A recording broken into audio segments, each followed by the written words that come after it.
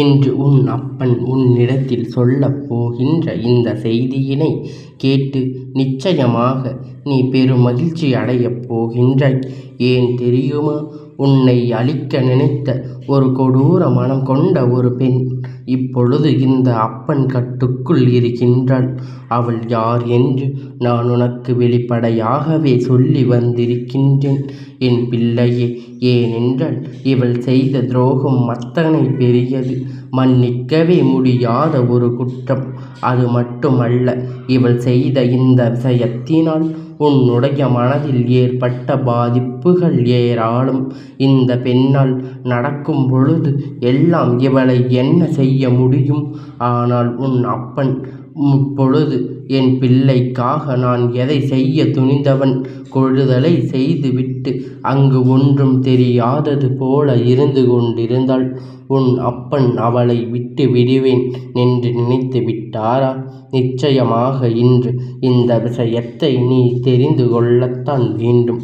இந்த விஷயம் உன்னுடைய வாழ்க்கையில் உனக்கு என்ன நடத்தி கொண்டிருக்கிறது என்பதனை நீ புரிந்து கொள்ளத்தான் வேண்டும். உன்னோடு உன் அப்பன் இருப்பதனை நீ உணரப்போகின்ற தருணம் வந்து விட்டது.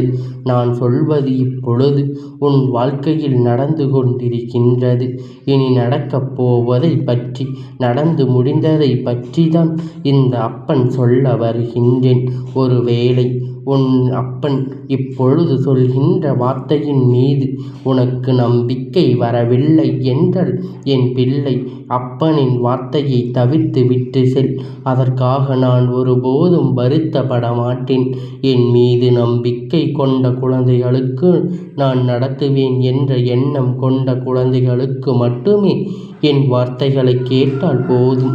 நான் இத்தனை அன்போடு உன்னை தேடி வரும்பொழுது அந்த அன்பினை நீ எனக்கு கொடுக்க வேண்டும் என்று நான் எதிர்பார்ப்பது சரிதானே?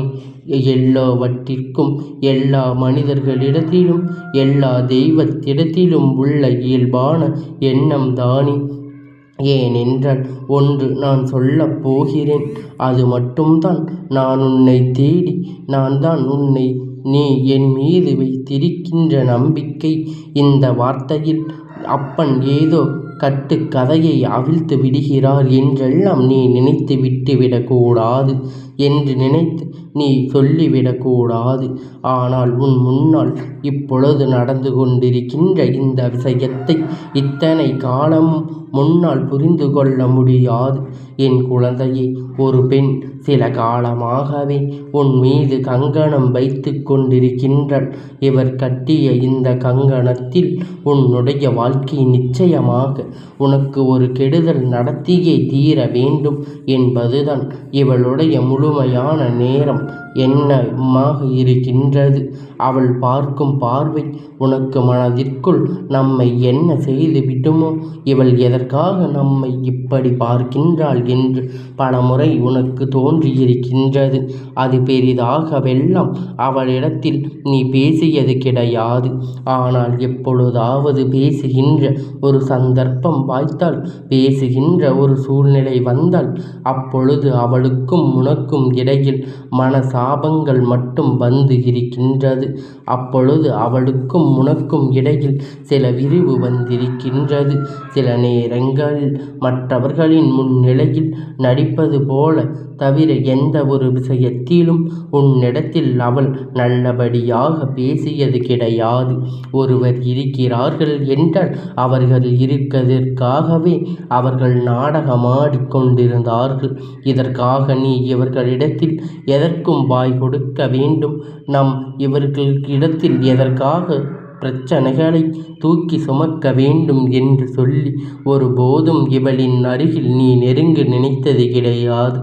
உன்னுடைய இந்த எண்ணம்தான் இவளுக்கு மிக பெரிய நன்மையாக மாறும். நம்மை கண்டு இவளுக்கு பயம் வந்து விட்டது. அந்த பயம் இவளின் மீது இருக்கின்ற வெறுப்பினால் வந்தது என்று அவளுக்கு தெரியவில்லை. மாறாக அவர்களை சக்தி படைத்தவர்களாக நினைத்து கொண்டிருக்கின்றார். சரி, இது ஒரு புறம் இருந்த பெண் திடீர் என்று தெய்வத்தின் அருள் கிடைத்து விட்டது போல கோவிலில் சாமியாட தொடங்குகின்றாள். இவள் தெய்வத்தின் அருளை பெற்று உண்மையாகவே தெய்வத்தை மனதார ஏற்றுக்கொண்டு சாமி வந்து ஆடுகின்ற பெண்ணாக இருக்கும் பட்சத்தில் இந்த அப்பன் ஒரு பொழுதும் இந்த செய்தியை உனக்கு தெரிவிக்க மாட்டேன். இவளுடைய எண்ணங்களில் தூய்மை இல்லை. இவளின் மனதில் அடுத்தவர்களுக்கு நல்லது செய்ய வேண்டும் என்ற நினைப்பு ஒருபோதும் இல்லை. எப்பொழுதும் மற்றவர்களுக்கு கெடுதலை செய்வது, மற்றவர்களுக்கு வாழ்க்கையில் இன்னல்களை கொடுப்பதும், பொறாமை போட்டிகளும் இங்கு ஒருவர் முன்னேறிவிடும் என்று அவர்கள் பார்த்து மேலும் கீழுமாக பார்ப்பதுமாக இவளின் எண்ணங்கள் இருக்கும் பொழுது தெய்வம் தனக்குள் குடியிருப்பதாக இவள் சொல்வதை நிச்சயமாக ஒருபோதும் என்னால் ஏற்றுக்கொள்ள முடியாது. நீயும் கூட இவளை பார்த்து தெய்வமாக இருக்கின்றாள் என்று நினைக்கின்றாய். என்ன செய்தாலும், வெளியில் எங்கு சென்றாலும், சாதாரணமாக வேறு எந்த விஷயத்திற்காக சென்றாலுமே தனக்குள் தெய்வம் இருக்கிறது என்பதை மற்றவர்களிடத்தில் உணர வேண்டும் என்பது போலத்தான் இவரின் விடிவு காணும் இப்பொழுது பார்வைகளும் நடந்து இருக்கின்றது. இவள் நடை, உடை, பாவனைகளை பார்க்கும் பொழுது 24 மணி நேரமும் இவளுக்குள் தெய்வம் இருப்பது போலத்தான் நம் இவளை பார்க்க வேண்டும் என்பது எண்ணம். அப்பன் சொல்வது உனக்கு புரிகின்றதா என் பிள்ளையே? இப்படி ஒரு எண்ணத்தோடு உன் வாழ்க்கையில் இருக்கின்ற இவள் சில காலமாகவே உனக்கு செய்த பிரச்சனைகளும், நீ கோவிலுக்கு சென்றால் உன்னை மதிக்காமல் செல்வதும், உனக்கு விபூதியிட வேண்டும் என்றால் கண்டு கொள்ளாமல் திரும்புவதும், அக்கம் பக்கத்தில் உள்ளவர்களுக்கு எல்லாம் மதிப்பு கொடுப்பதும், உன்னை விலக்கி வைப்பதுமாக பல சூழ்ச்சிகளை செய்து கொண்டிருந்தாள். அவளின் நோக்கம் நீ கோவிலில் செல்லும் பொழுது மனம் வருத்தப்பட்டு வெளியேற வேண்டும் என்று. ஆனால் உனக்கு இவளை பற்றி நன்றாக தெரிந்ததினால் அதை பெரிதாக பாதிக்கவில்லை. நாம் எதற்காக இவளிடத்தில் சென்று நிற்க வேண்டும் என்று சொல்லி என் பிள்ளை நீயே அதிக அளவில் ஒதுங்கி நடந்ததுதான் உண்மை. இப்பொழுது அவளுக்கு என்ன நடந்தது? என்னுடைய கட்டுக்குள் அவள் எப்படி வந்தாள் தெரியுமா என் பிள்ளையே?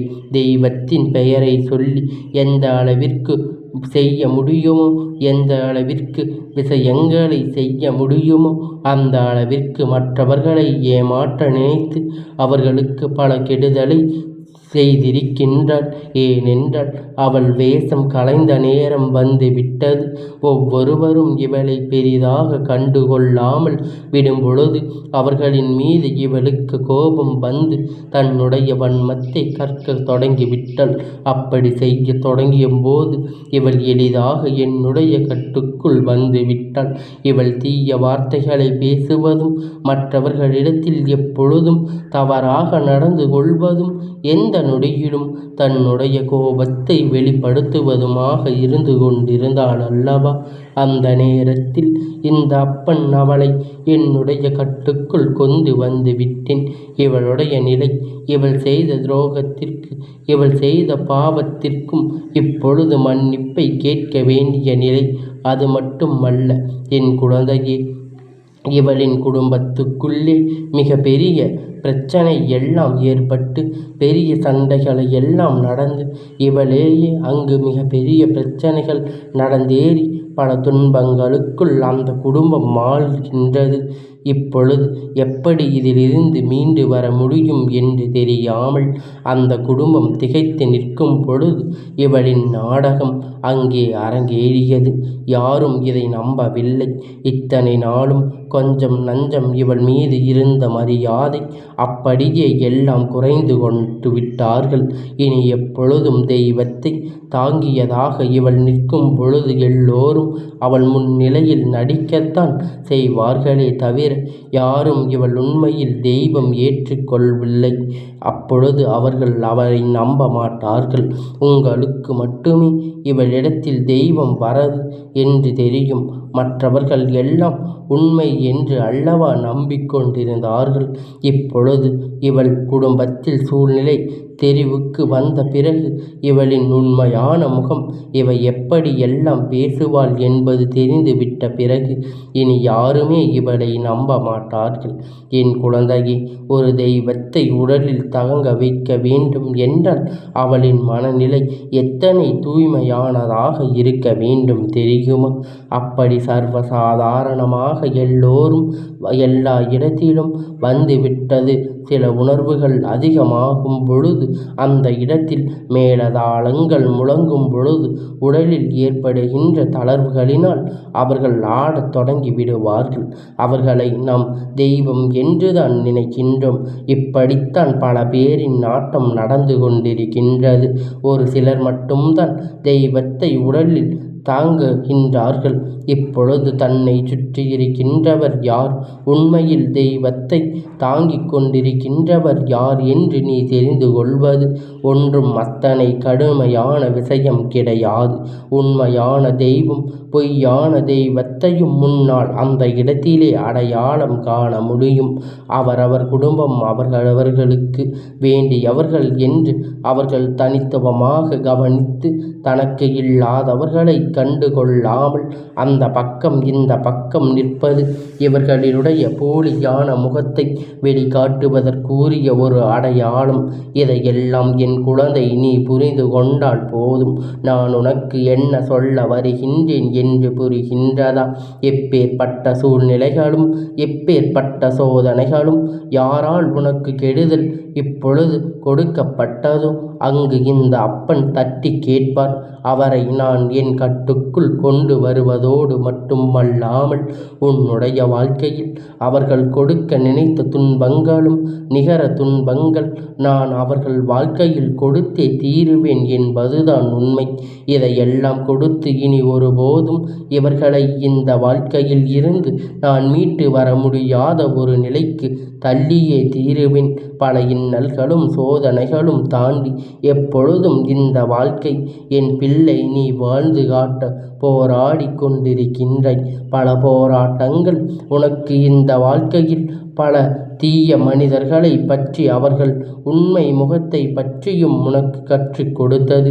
அதில் இவர்களும் ஒருவர் என்பதனை நீ புரிந்து கொண்டாலே போதும். இனி என்ன நடந்தாலும் என்ன சூழ்நிலை வந்தாலும் இதையெல்லாம் உணர்ந்து உனக்கு நான் கொடுக்கின்ற ஒவ்வொரு நன்மையும் நீ தெளிவாக புரிந்து கொள்ள தயாராக இரு. என் பிள்ளையே, தெய்வத்தை நம்பு. தெய்வத்தை நேருக்கு நேராக பார். நீ வணங்குகின்ற தெய்வம் நிச்சயமாக அங்கு சிலையாக நின்று கொண்டிருந்தால் அவர் மட்டுமே உண்மை என்பதனை முதலில் நீ புரிந்து கொள். இப்படி உன்னுடைய வாழ்க்கையில் இருக்கின்ற இந்த தெய்வங்கள் உனக்கு நல்லதை செய்ய நினைக்கும் பொழுது இந்த மனிதர்கள் எல்லாம் இங்கு ஒன்றும் இல்லை என்பதில் முதலில் நீ புரிந்து கொள்.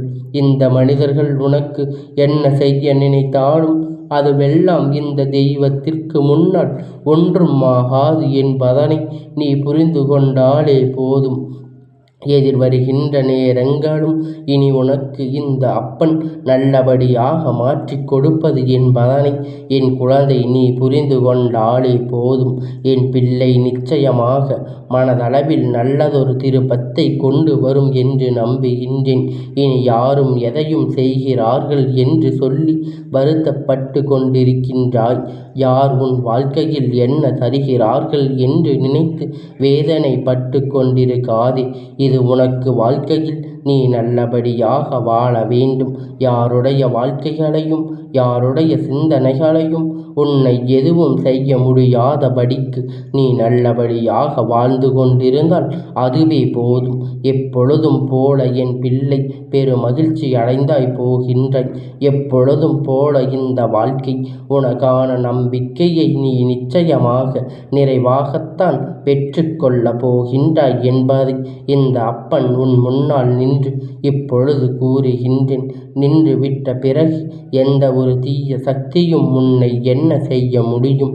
என் கட்டுக்குள் வந்த பிறகு உன்னை திரும்பி கூட பார்க்க முடியாத மிக பெரிய பேராட்டங்கள் எல்லாம் அவர்கள் வாழ்க்கையில் அவர்களுக்கு மாறிவிடும்படி உனக்கான நல்லதை அப்பன் மீண்டும் மீண்டும் தொடர்ந்து கொடுப்பார் என்பதனை நீ நம்பினால் போதும். நான் இருக்கும் வரை உனக்கு பயம் வேண்டாம் என் அன்பு குழந்தையே. இந்த அப்பனுடைய ஆசீர்வாதங்கள் எப்பொழுதும் உனக்கு முழுமையாக கிடைத்து கொண்டே இருக்கும்.